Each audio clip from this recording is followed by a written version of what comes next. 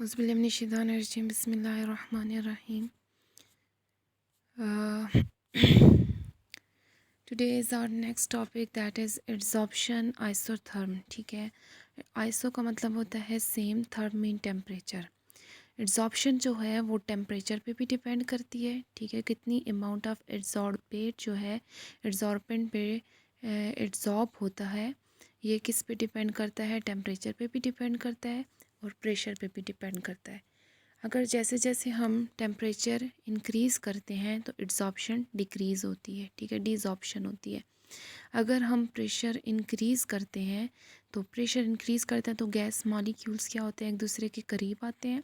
जब वो एक दूसरे के करीब आते हैं तो वो क्या करते हैं? एड्सॉर्प्शन शो करते हैं। ठीक है, with the increase of pressure adsorption क्या होती है? इंक्रीज़ होती है।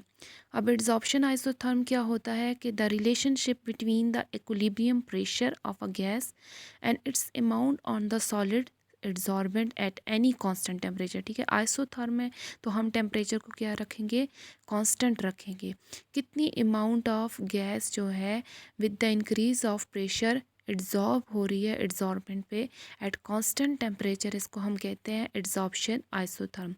ये एड्सॉर्प्शन आइसोथर्म जो है ये हमारे पास इक्वेशन की फॉर्म में भी हो सकते हैं और ये हमारे पास ग्राफिकल कर्व भी होते हैं। ठीक है, ग्राफ्स भी होते हैं।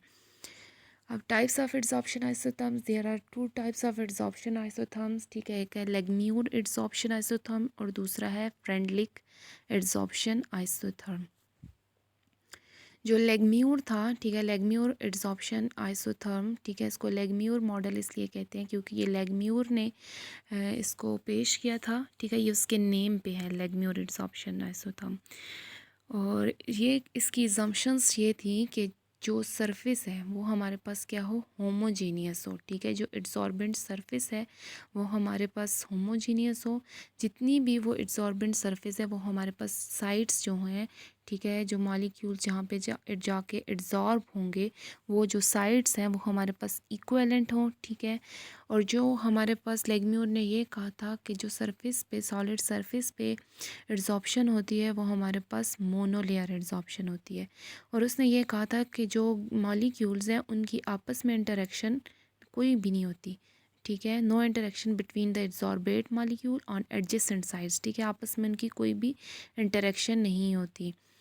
और हीट ऑफ एड्सॉर्प्शन क्या होती है? कांस्टेंट होती है, इक्वलेंट फॉर ऑल साइड्स। ठीक है, जितनी भी साइड्स अवेलेबल हैं जहाँ पे एड्सॉर्प्शन होती है उन वहाँ पे हीट ऑफ एड्सॉर्प्शन क्या होती है? इक्वल होती है, क्योंकि सरफेस हमारे पास क्या है? होमोजीनियस है।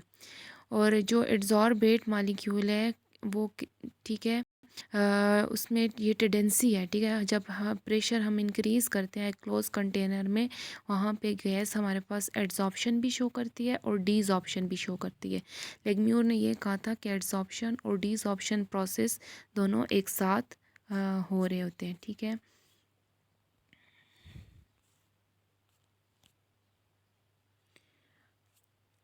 अब नेक्स्ट है इसकी डेरिवेशन। ठीक है, अब ये इसको ड्राइव इस तरह किया गया। कंटेनर देखें, कंटेनर में क्या है? गैस मॉलिक्यूल्स हैं और ये कंटेनर में क्या हो रहा है कि एड्सॉर्प्शन भी हो रही है और डीसॉर्प्शन भी हो रही है। मॉलिक्यूल्स एब्जॉर्ब भी हो रहे हैं और डीसॉर्ब भी हो रहे हैं। अगर हम कहें कि ये जो सरफेस है, जो सॉलिड सरफेस है, ठीक है, हमारे पास इसकी टोटल सरफेस क्या है? 1 है। और इसमें जो कवर्ड सरफेस है, ठीक है, जितने जो मॉलिक्यूल्स जाके एब्जॉर्ब हुए हैं वो हम इसके किसके इक्वल लेते हैं? थीटा के इक्वल लेते हैं।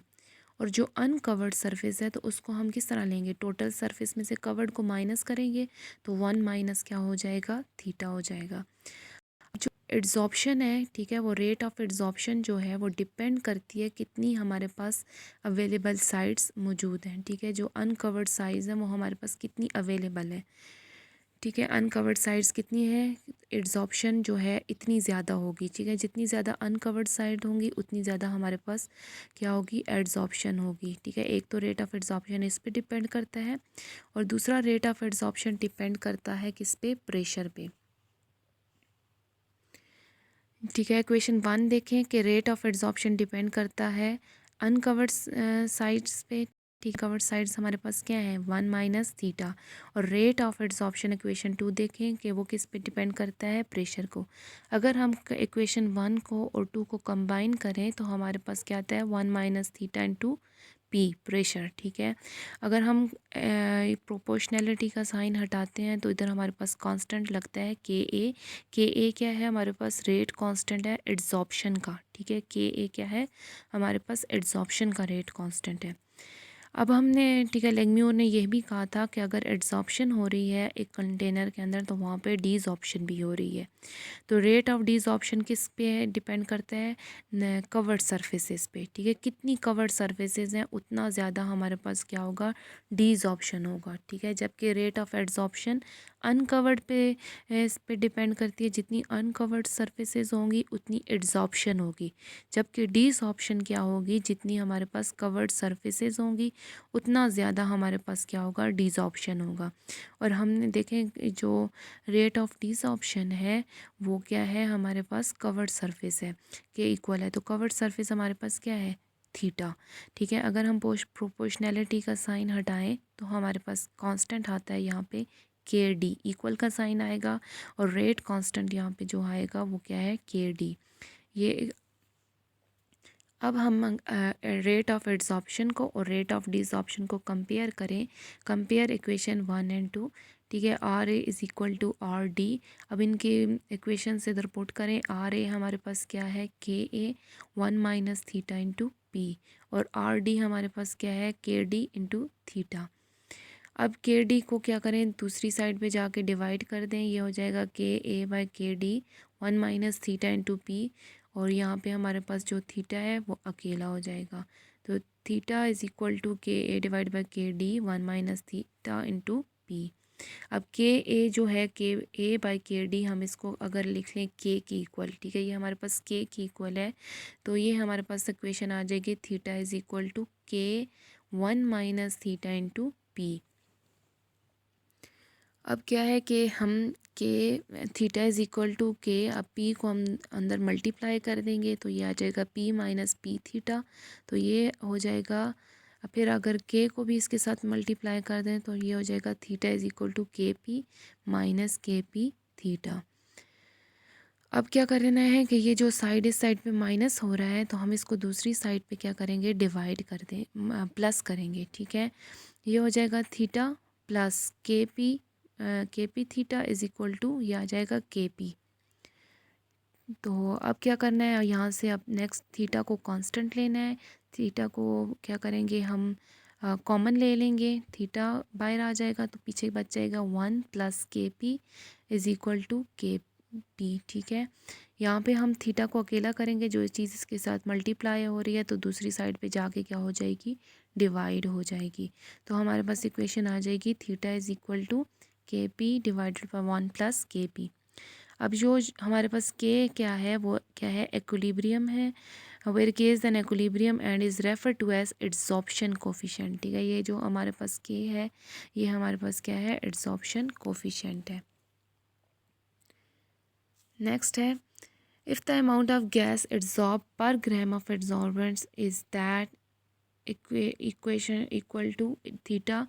अगर कह रहे हैं कि हम जो ये थीटा है इसको हम एक्स के इक्वल ले लें। ठीक है, एक्स हमारे पास क्या है, अमाउंट ऑफ गैस जो एड्सॉर्बेट है।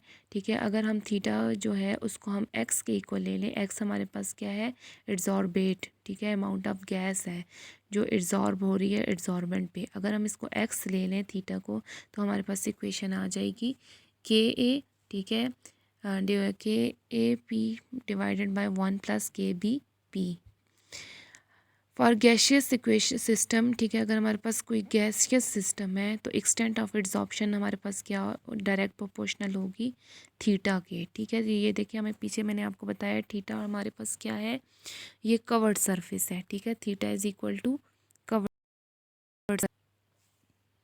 जो rate of extent of adsorption है वो हमारे पास डायरेक्ट प्रोपोर्शनल है कवर्ड सरफेस पे। अब हमारे पास एक्सटेंट ऑफ एड्सॉर्प्शन क्या होता है, एक्स बाई एम। एक्स हम कहते हैं एड्सॉर्बेट को और एम कहते हैं हम एड्सॉर्बेंट को। ठीक है, कितनी अमाउंट ऑफ एड्सॉर्बेट एड्सॉर्ब हो रहा है किस पे, एड्सॉर्बेंट पे, तो ये हमारे पास क्या होता है, एड्सॉर्प्शन होता है।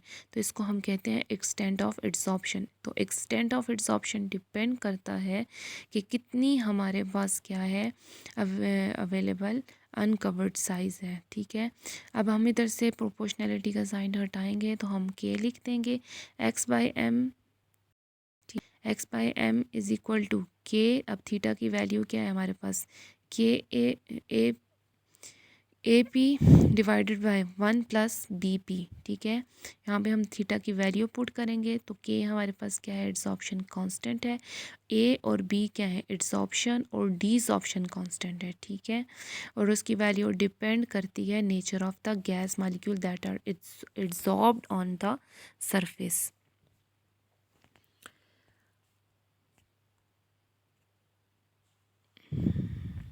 अब अगर हम एक्स बाई एम, ठीक है, ये जो हमारे पास इक्वेशन आई थी A P divided by 1 plus B P, अगर हम इसको क्या करें कि ये जो p ऊपर मल्टीप्लाई हो रहा है इसको हम दूसरी साइड पे ला के डिवाइड कर दें तो ये हमारे पास इक्वेशन बन जाएगी A X by M divide by P is equal to A by 1 plus B P.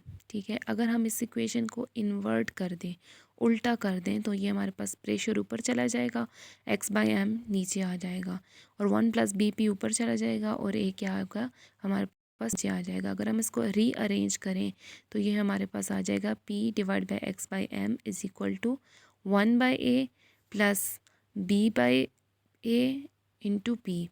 अब ये हमारे पास देखें ग्राफिकल इक्वेशन बन सकती है, y is equal to m x plus c होता है ना, तो हम c को क्या करेंगे, c हमारे पास क्या है, ये c जो है हमारे पास क्या है, इंटरसेप्ट है, तो c की वैल्यू क्या है 1 बाई ए। ठीक है, ये मैंने ग्राफ के साथ, यहाँ से ग्राफ शुरू हो रहा है, ये हमारे पास इंटरसेप्ट का पॉइंट है, यहाँ पे इसको हम लेंगे 1 बाई ए। और वाई एक्सिस पे हमारे पास ऊपर देखें तो क्या लिखा हुआ है, पी एक्स बाई एम, तो पी एक्स बाई एम को हम वाई एक्सिस पे लिखेंगे। अब देखें एक्स एक्सिस पे हमारे पास क्या है, प्रेशर है, तो हम क्या करेंगे, एक्स एक्सिस पे लिखेंगे। और बी बाई ए हमारे पास एम है, एम हमारे पास क्या होता है, स्लोप होता है, तो ये हमारे पास क्या है, स्लोप है। अगर हम इसको अल्टरनेटिवली लिखें, ठीक है, हमारे पास इक्वेशन क्या थी, x by m is equal to A P divide by 1 plus B P. अगर हम इसका इन्वर्स लिखें, m को ऊपर लिखते हैं, x को नीचे लिखते हैं, तो ये हमारे पास 1 plus B P divide by A P बन जाएगा। m by x is equal to 1 by A P, ठीक है, plus B P divide by A P. और ये भी हमारे पास क्या है, इक्वेशन बन सकती है, y is equal to m x plus c. ठीक है, वाई एक्सिस पे हम क्या लिखेंगे, एम बाई एक्स लिखेंगे, ये हमारे पास क्या है, एक्सटेंट ऑफ एड्सॉर्प्शन है। ठीक है, और वन एम जो हमारे पास स्लोप है वो क्या होगा, 1 बाई ए होगा। और जो हमारे पास एक्स है, एक्स क्या है हमारे पास 1 बाई पी है, और सी क्या है हमारे पास बी बाई ए, तो बी बाई ए हमारे पास क्या होता है, स्लोप, इंटरसेप्ट होता है। ठीक है, अब ये स्लाइड देखें तो कहता है कि अब ये लेगम्यूर का ग्राफ है। ठीक है, अब ये देखें कि हमारे पास एक्स एक्सिस पे प्रेशर है और जो वाई एक्सिस है यहाँ पे जो number of available uncovered sides हैं, ठीक है, ये वो हैं। तो जैसे जैसे हम प्रेशर इंक्रीज़ करते जाएंगे तो हमारे पास एड्सॉर्प्शन क्या होगी, इंक्रीज़ होती जाएगी। और उसके बाद ये जो सर्कल लगा है तो एक ऐसा पॉइंट आएगा कि यहाँ पे एड्सॉर्प्शन, ठीक है, लेगम्यू ने ये पहले कहा था कि हमारे पास क्या है, मोनोलेयर एड्सॉर्प्शन होती है, एक ही लेयर बनती है। तो जब लेयर बन जाएगी तो ये क्या हो जाएंगे, एक्विलिब्रियम में आ जाएगा, इसके बाद कोई भी एड्सॉर्प्शन नहीं होगी। ठीक है, और theta approaches unity due to the adsorption of the monolayer. ठीक है, एड्सॉर्प्शन हमने पहले लेगम्यूर ने कहा था कि ये क्या होती है, मोनोलेयर एड्सॉर्प्शन होती है। और surface as the pressure become large, जैसे जैसे हम प्रेशर इंक्रीज़ करेंगे, जो एड्सॉर्प्शन होगी वो इंक्रीज़ होगी, लेकिन एक पॉइंट ऐसा आएगा कि हमारे पास कवर्ड सरफेस सारी कवर हो जाएगी, तो हमारे पास वो क्या हो जाएंगे, वो इक्विलिब्रियम में चले जाएंगे। अब इसमें क्या थी, इसमें इसकी लिमिटेशंस क्या थी, ठीक है, लेगम्यूर में जो लिमिटेशंस थी कि ये ओनली होल्ड हो रहा था लो प्रेशर पे, ठीक है। जबकि ये हाई प्रेशर, जैसे ही प्रेशर ज़्यादा होता था तो वहाँ पे देखें, हमने देखा है ना कि उसके बाद एब्जॉर्प्शन कोई भी नहीं हो रही, और ये सिर्फ किस पे होता है, लो प्रेशर पे होता है। इसने कहा था कि मोनोलेयर एब्जॉर्प्शन होती है, जबकि यहाँ पे क्या होती है, मल्टी लेयर एब्जॉर्प्शन भी पॉसिबल है। और इसने जो कुछ भी इसका इंटरेक्शन नहीं बताया था एड्सॉर्बेट और एड्सॉर्बेंट का रिएक्शन, ठीक है। जिसने जो कहा था कि एड्सॉर्बेट एड्सॉर्बेट इंटरेक्शन क्या है, पॉसिबल नहीं है कि उन, ठीक है। अपने पॉइंट में ये बताया था कि एडजेसेंट मॉलिक्यूल्स के दरमियान कोई भी इंटरेक्शंस नहीं होती, जबकि उनमें इंटरेक्शन होती है, ठीक है। ये भी इसका एक फेलियर था। It fails to account for the surface roughness of the adsorbent, ठीक है। अगर रफ सरफेस होगी उस पर किस तरह की एड्सॉर्प्शन होगी, इसने इस चीज़ को भी डिस्क्राइब नहीं किया था।